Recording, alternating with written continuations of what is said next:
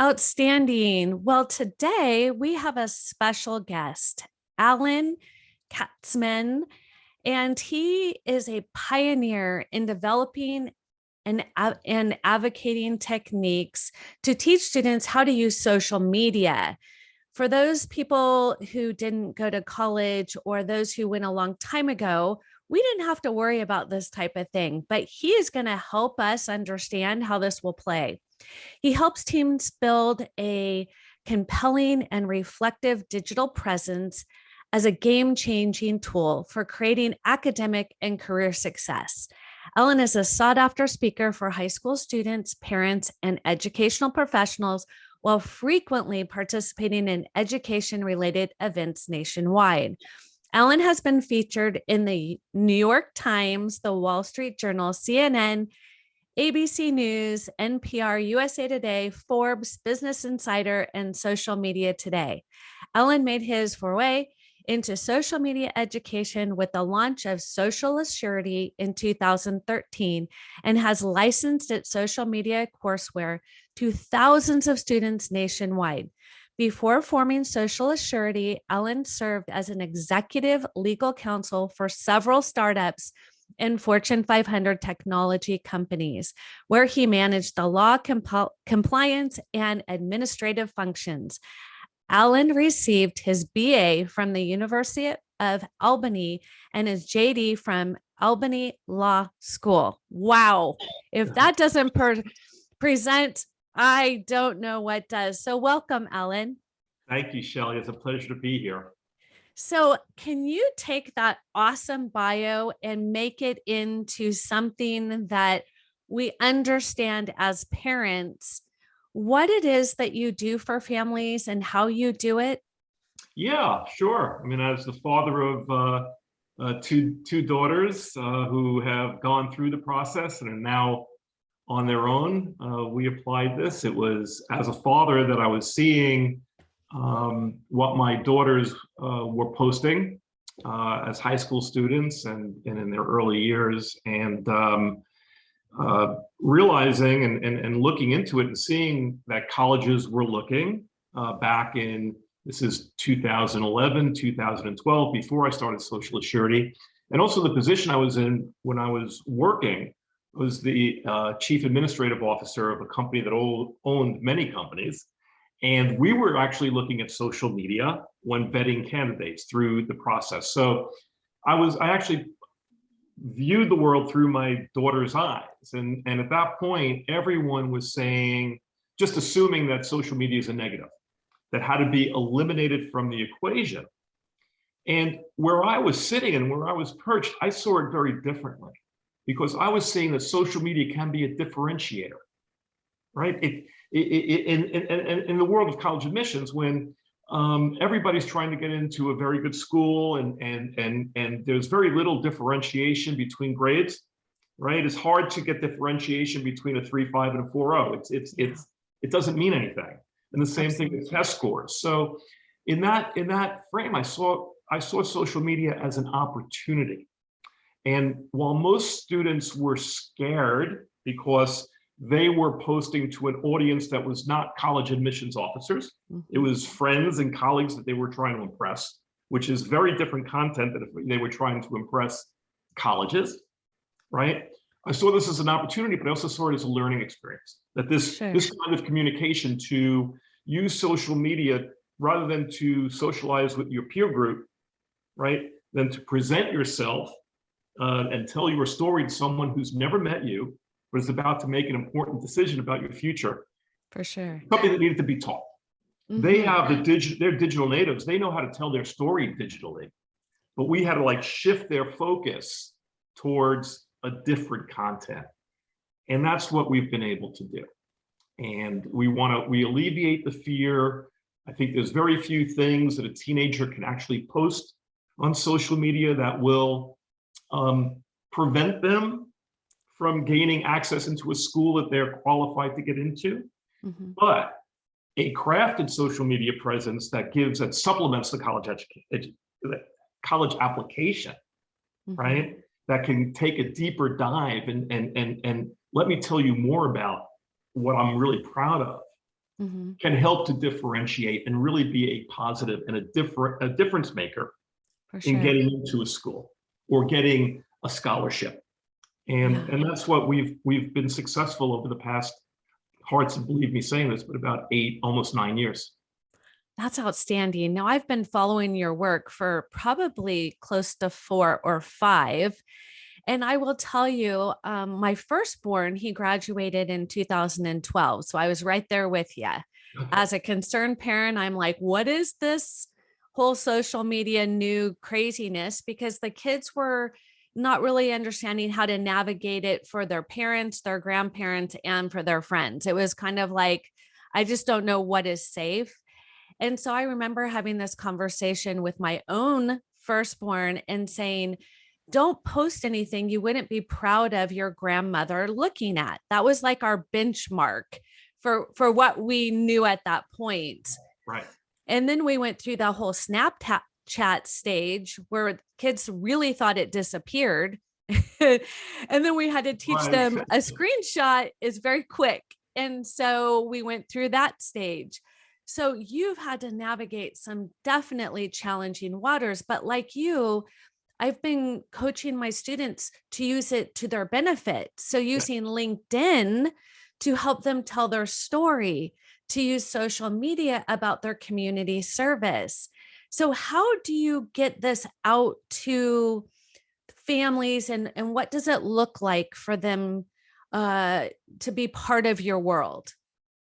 Well, we offer a variety of services and support. We've come up with online training programs that students can self-teach, and we bring them step by step. Again, we're big believers in LinkedIn. We think that for almost every high school student who is looking to get into college, LinkedIn is a great supplement or complement to their college application. Mhm. It enables them to go deeper into presenting who they are. And, we're also, we understand that colleges, although the surveys will indicate that it seems to have hovered at about 35% of college admissions officers have indicated they'll look at social media, but 2/3, 66% to 70% are willing to look. So we make sure our students understand that the link is in their application. If you want to learn more about my work with Habitat for Humanity, for example, please check out my LinkedIn profile and then put in the URL. Right, right. And then we are seeing that about, anywhere from 50 to 60% of the times our students, they're getting the click through.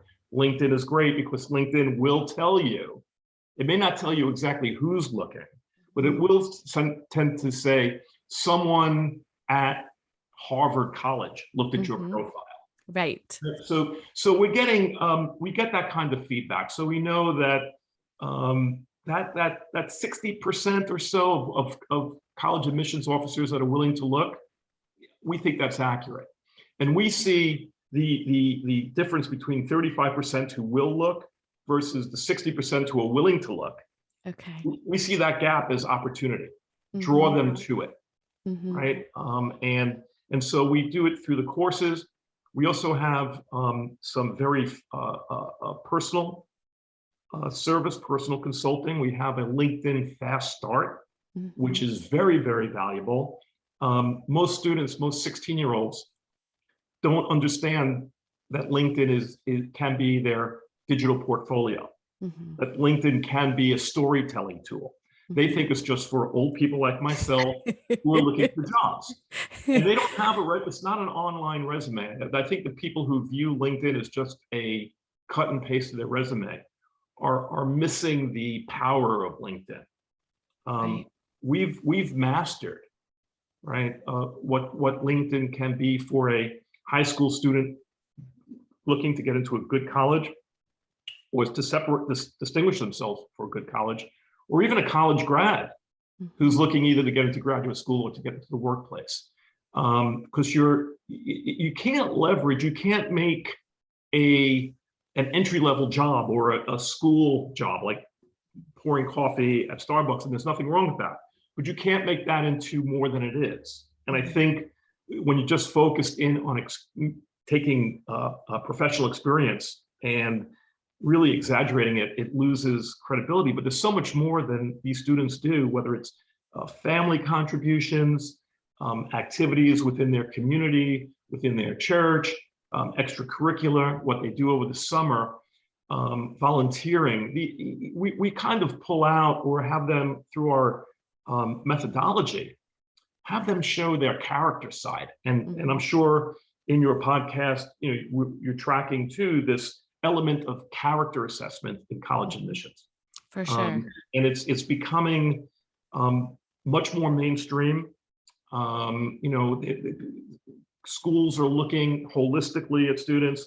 They want students who are going to engage, that are going to be able to collaborate with their peers, who are going to be able to contribute to the campus. There's so many different aspects of this. So if we can use LinkedIn, or if a student can use LinkedIn to get that, I'm hardworking, I'm persistent, I'm resilient, I'm a team leader, to talk about those elements of who they are as a person and what kind of personal attributes they can bring to the campus community. It becomes a real differentiator. Yeah. And then there's another side that we also are, that works with the social media. And that is this element of likelihood to enroll. Yeah. Okay? And you're an expert on this, and for the parents who are listening, it's, when I speak to the students, it's like, would you ask someone to the prom that you knew would say no? Right. And they would say never. And I would feel, I would no. And I said, colleges are the same way. And maybe not the Harvards and the Stanfords, because they know if the chances if they're asking you to come to the dance, you're going to say yes. It's like the prom king, prom queen. Right, exactly. But there's a lot of schools underneath that who are competing against Stanford. So say a school like Emory, for example, they could be competing for the students who have a chance to get into Harvard or Stanford. So, they are trying to assess, well, if I accept this student, what's the chances of them enrolling? Right. Demonstrated interest. It means something, there's 4,000 schools, there's 4,000 definitions of demonstrated interest. Sure. But, schools do look at this and they try to measure it through data. One of the best ways to do that is to follow schools on social media. Right. In addition to going to visit, right? But they are tracking, they all have these tools that can track engagement on social media. And it's not even a human interface. There's algorithms that are doing this that lead up to a likelihood to enroll quotient. So it's important that students understand, and parents, that you can't be a ghost applicant these days. And that means that the first time a school's going to hear about you is when you submit the application. Right. You want them to know your email address. They want to know that you're following them. And you can do all this through LinkedIn. LinkedIn has so many wonderful features. Every college has a presence on LinkedIn. They use it to share updates. It's incredible the amount of information and data that's there. And when we work with students and parents, they are shocked to see how much relevant insight you can actually track on LinkedIn. People who've graduated from that college, who are on LinkedIn, of course. Sure. Because we tell LinkedIn where we went to school, what we majored in, where we work, and what we do. Oh, they know our life. And they aggregate all that. So they'll know, so you can see if you want to get a marketing degree at Drew University in New Jersey, you can see where a marketing degree is taking those people. So you can actually see the value of the degree, and maybe, and I don't know this, I'm just making this up, but maybe you'd see that a marketing degree from Drew is not that valuable if you plan on relocating or starting a career in Atlanta. Right? Maybe it doesn't travel well. And so you can make those assessments through LinkedIn, and it's not subjective data like US News. It is real aggregated data. So there's a lot of different elements of value that help a family assess where to go what the best school is for their child, and Mhm. enable the child to present themselves in the best light. When I say child, young adult, the student. Right.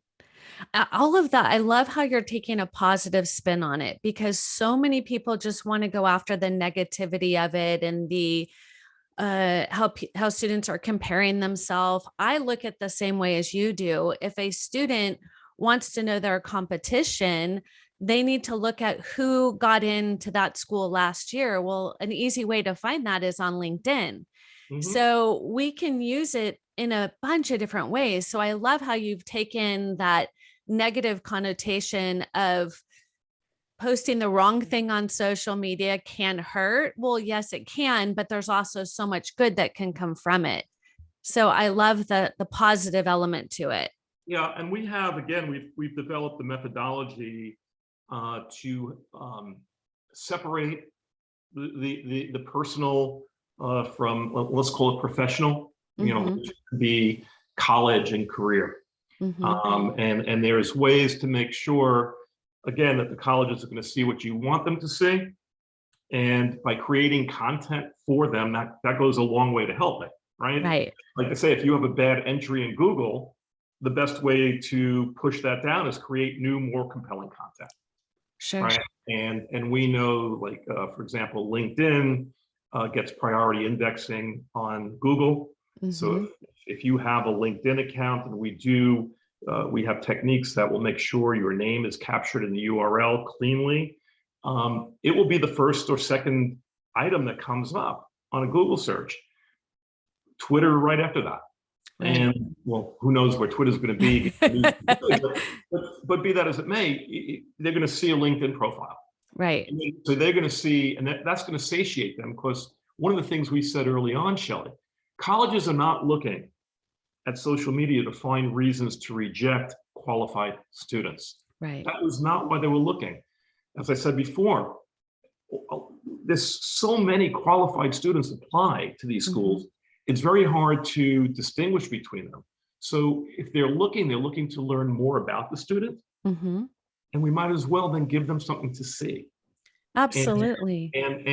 so, with that as the mindset, right, that social media can help, Mm-hmm. right? Because I speak to so many students, or before the pandemic, spoke to so many students, but it was always like, oh, I knew colleges are looking, so I never posted anything that would embarrass me. So I'm okay. Mm-hmm. And I would say, well, no, nothing to hide does not equal something to show, Mm-hmm. first of all. And then you have to dig deeper, because they may think they never posted anything that would embarrass them, because they posted, as you said earlier, I put it on Snapchat, it disappeared, or I went under an alias on this other site. Mm-hmm. So they're saying, I never posted anything that could embarrass me on, the big platforms, on Facebook, on Twitter, Mm-hmm. but it could be there. The bottom line is, and we've seen this, through the years, unless it's a really threat of violence, racist, intolerant, or illegal drug use, as we've seen. Mm-hmm. A teenager being a teenager, socializing, right, is probably not going to hurt or impact. But if Right. you can tell your story, and if you can express yourself, Mm-hmm. show writing samples, show, if you have an Instagram account, if you're interested in more visual, fashion design or Mm-hmm. architecture, Mm-hmm. you can create distinct portfolios Oh, it's amazing. and put that out. I mean, all this to supplement your application, Shelley, how valuable this could be to bring Right. this to life, and to bring color to an application. And that's what we do, and that's what we help families do. I love that. And this is So, not just for Ivy League schools. I mean, this applies to pretty much any school. It's going right. to help. It's going to help for merit aid. It's going to help to get in. It's going to help for scholarships.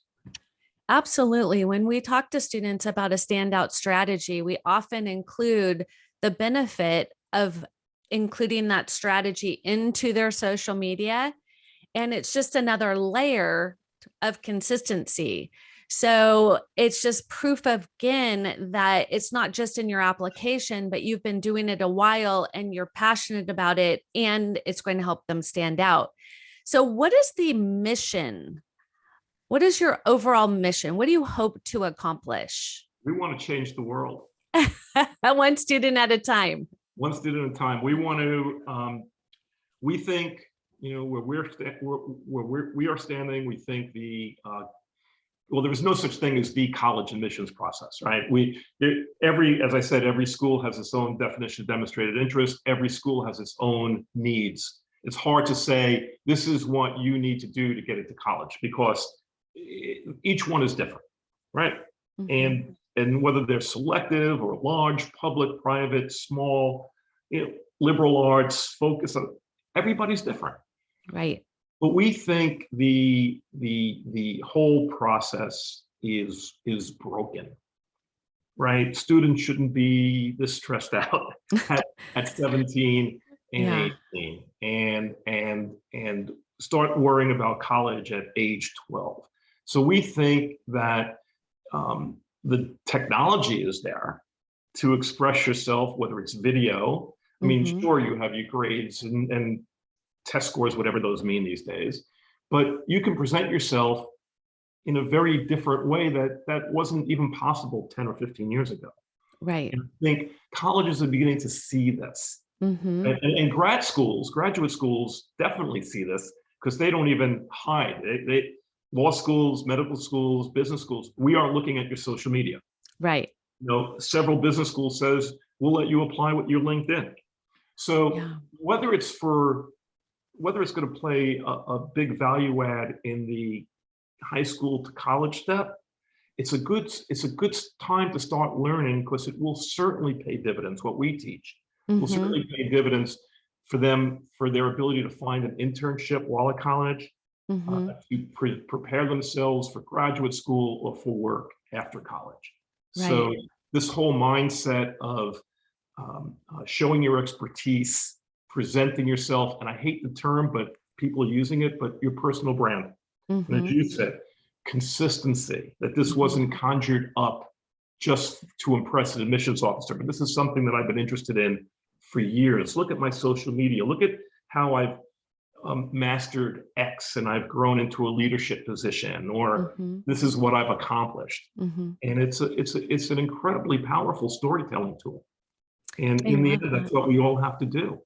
Right. In this day and age. So if you were going to leave parents that are listening with one thing they can do, or something you recommend, just that one thing that might make a difference, what would that be? Do not fear social media. Learn about it. And there's probably not one high school student who could not benefit from getting on LinkedIn. And I'll leave it as simple as that. I mean, it took 8 or 9 years for me to really embrace LinkedIn for what it is and what it's not. But it is not their resume. And if they have never worked a day in their life, that's fine. It's about presenting them in what they've done the last handful of years that has prepared them to take the next step. And that could be anything. That could be family service. That could be, what they're proud of, an accomplishment in school. It's a very simple story to tell, but it really works, and it can be presented. And I would invite the parents to, we have online, you can do an on 15-minute session. We can show you examples of students who really got it. And if you see their presentation, both visually, right? Because LinkedIn, believe it or not, is a very visual platform. Right. It's kind of for students, once they see how others present themselves, then their digital nativism takes over. Yeah. And they really they do a wonderful job of, here's who I am. Right. And they're very proud to append that to their college application. For sure. Yeah. So if a family wanted to get in contact with you, what would be the best way for them to learn more about you, about the programs, that type of thing? They can go right to our website at socialassurity.com. Okay. And the call to action on the website is book a consultation. And Okay. we'll get up a screen share just like this that we're using here. And I will talk to them and show them examples and take it from there, either myself or my colleagues. Outstanding. Well, thank you, Ellen. We really appreciate all of the information and helping us prepare our students for success. Shelley, thank you so much for having me. It was great talking to you again. My pleasure.